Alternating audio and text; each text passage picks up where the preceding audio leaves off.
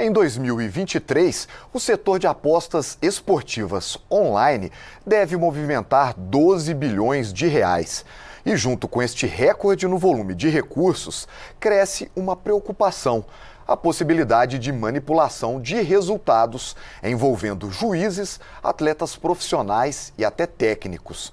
Hoje, pelo Estatuto do Torcedor, o crime de contribuir para a fraude em resultado de evento esportivo pode ser punido com pena de reclusão de 2 a 6 anos e multa. Mas o deputado Bandeira de Melo, do PSB do Rio de Janeiro, acha pouco. Ele propõe um projeto de lei que endurece essa punição. Deputado, seja muito bem-vindo ao programa Palavra Aberta. E eu gostaria de começar a nossa entrevista lembrando que o senhor foi presidente do Flamengo por 6 anos, então conhece bastante aí os meandros, aí principalmente do futebol, né? O senhor acredita que possa estar havendo algum tipo de manipulação em jogos de futebol? Olha, não é nem a questão de acreditar, né? Isso está acontecendo. Inclusive, chegou-se até a Série B. Então, essa é uma questão que está nos preocupando muito. Nós nos preocupamos muito com a lisura do futebol, com o equilíbrio das competições, e efetivamente alguma coisa tem que ser feita para interromper esse processo.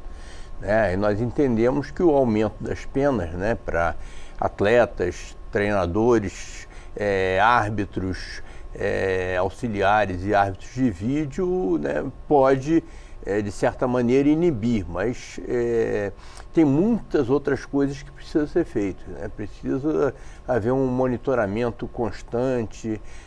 Nós temos, inclusive, uma proposta de uma CPI para tratar do assunto, que foi proposta pelo deputado Felipe Carreiras, e com o meu pleno apoio. Então, acho que todos nós devemos independente de qual seja o instrumento, todos nós devemos estar preocupados e devemos lutar para que o nosso futebol não tenha essa mácula. Qual seria a pena, no caso aí, de quem for flagrado adulterando o resultado?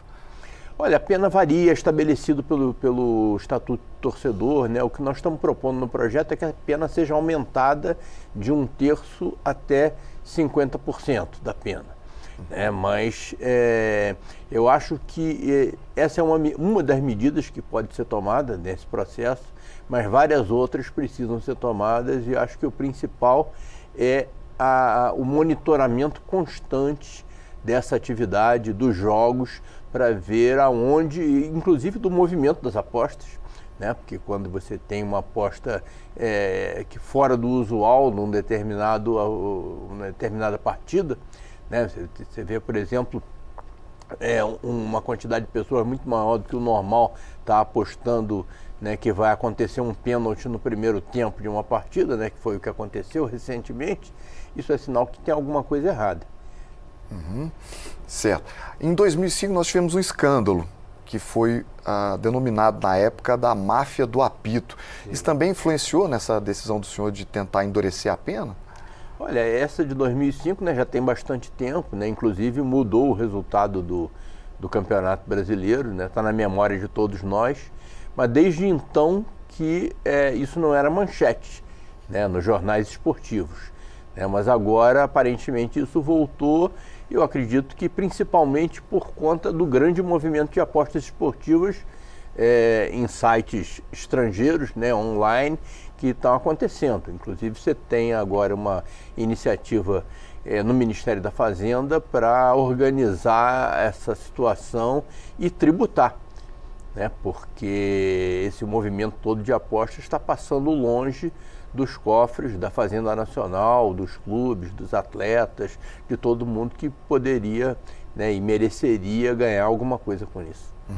No futebol, a gente tem a chamada mala preta, que quando alguém recebe dinheiro para, de forma deliberada, perder, mas temos também a chamada mala branca, que as pessoas, os atletas principalmente, recebem dinheiro para se empenhar mais em campo. Esse tipo de favorecimento poderia ser considerado manipulação ou não cabe?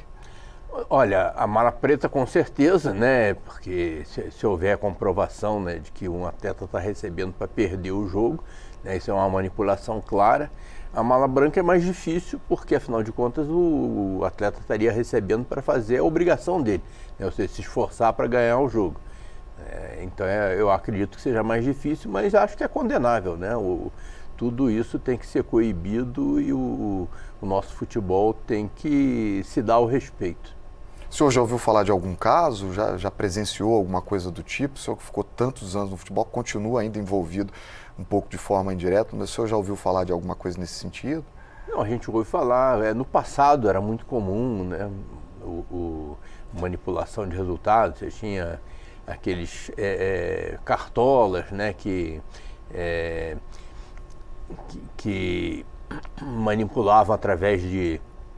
Isso daí faz parte do folclore, da história do futebol, né? Foi uma época, inclusive, que o futebol movimentava, né, muito menos dinheiro do que hoje. Os atletas não tinham a condição financeira, né, que tem hoje e era comum.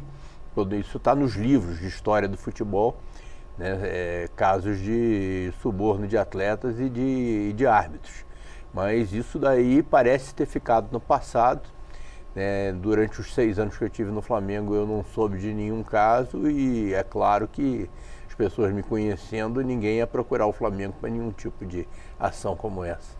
Continuando ainda dentro do futebol, mas mudando um pouco de assunto, a sua gestão lá no Flamengo trouxe resultados fiscais, resultados financeiros positivos. São números positivos que o senhor trouxe naquela época. E parece que o senhor agora tem uma ideia de tentar trazer isso para o futebol, né, por meio da criação da Frente Parlamentar para a Modernização do Futebol Brasileiro.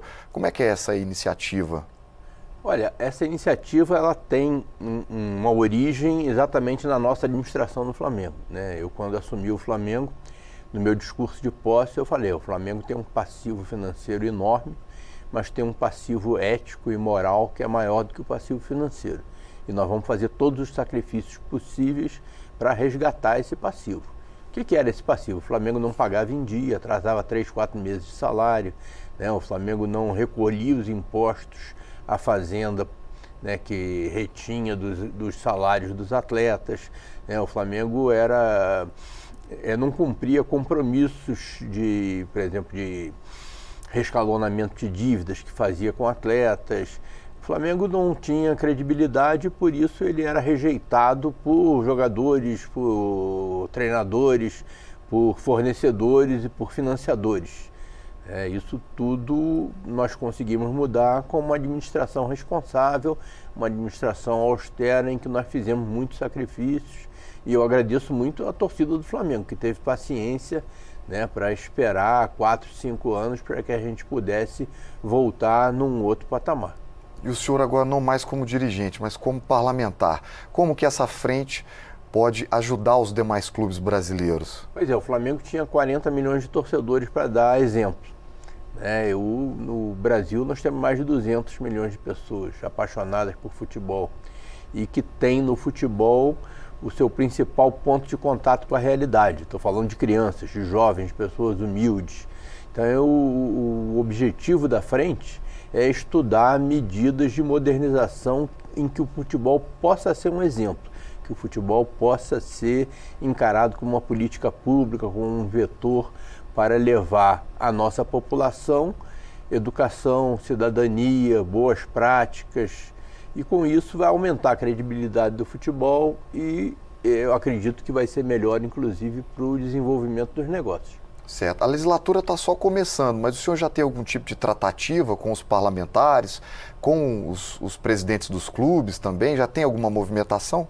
A movimentação, que inclusive deu algum trabalho, né, foi no sentido de conseguir as assinaturas. Nós precisávamos de 198 assinaturas para instalar a frente, mas acabamos conseguindo 230, né, e isso evidencia que muitos parlamentares de diversas correntes ideológicas estão interessados na modernização do futebol brasileiro, estão interessados que o futebol seja um bom exemplo.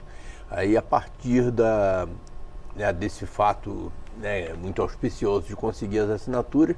Nós vamos instalar a frente agora e aí vamos começar com as audiências, vamos tratar de todos os assuntos relativos ao futebol, alguns que estão na ordem do dia agora, como as sociedades anônimas do futebol, como a formação de ligas, né, violência nos estádios, a questão da legislação esportiva, inclusive, né, o que pode ser feito para aprimorar a legislação esportiva, para modernizar a governança dos clubes e das entidades de administração do esporte. Tudo que a gente puder imaginar para tornar o nosso futebol mais atrativo, tanto do ponto de vista esportivo quanto do ponto de vista econômico, nós vamos tratar lá na frente. O senhor acha que os clubes estão numa posição boa atualmente? O senhor acha que ainda precisa melhorar?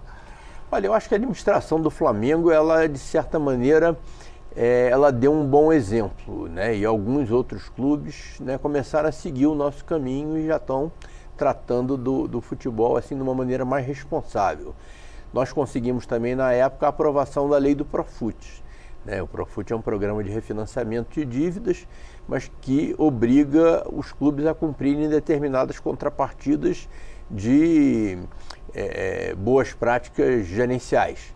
Por exemplo, não praticar apropriação indébita, por exemplo, não reeleger seus dirigentes eternamente, o dirigente também não pode deixar dívida para o seu sucessor. Tudo isso já consta do Profut. E eu acho que foi uma vitória. E isso influenciou muitos clubes. Mas acho que ainda falta muita coisa ainda para a gente caminhar no sentido da modernização do futebol. Por exemplo, na área de responsabilidade social, ambiental, né, coisas que já na Europa, por exemplo, na Alemanha, por exemplo, a responsabilidade ambiental já é uma obrigação dos clubes. É o chamado fair play ambiental. No Brasil não chegou nem o fair play financeiro, né? Então nós podemos também tratar de todos esses assuntos, né?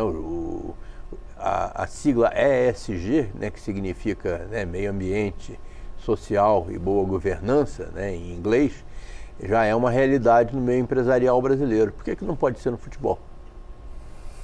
O programa está chegando ao fim, eu agradeço pela participação, deputado. Espero que o senhor possa voltar em outras oportunidades aí, quando a frente já estiver mais avançada, para a gente tratar das questões do futebol que tanto interessam aos brasileiros. Vai ser um prazer, né, divulgar as ações da frente aqui na TV Câmara para todo mundo participar.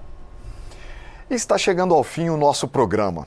Para saber mais sobre o processo legislativo, acompanhe as redes sociais da Câmara dos Deputados: Instagram, TikTok, YouTube, Twitter e Facebook. Obrigado pela audiência e até a próxima.